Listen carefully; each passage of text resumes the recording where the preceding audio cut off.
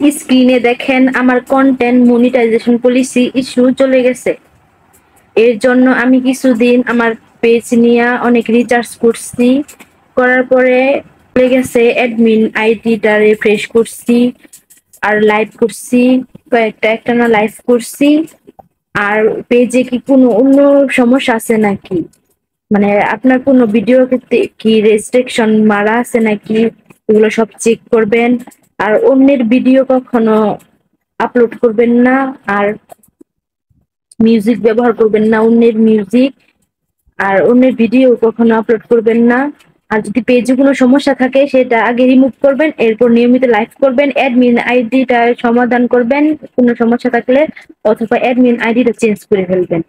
আমার কিছুদিন আমি এগুলো রিচার্জ করার পরে হঠাৎই কালকে দেখি আমার কন্টেন্ট মনিটাইজেশন পলিসি ইস্যু চলে গেছে। আমি তো অনেক খুশি হয়ে গেছি, আমি এটা নিয়ে অনেক ডিপ্রেশনে আসছিলাম।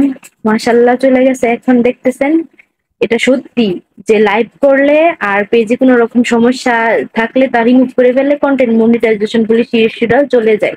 আপনারাও এটা ট্রাই করবেন।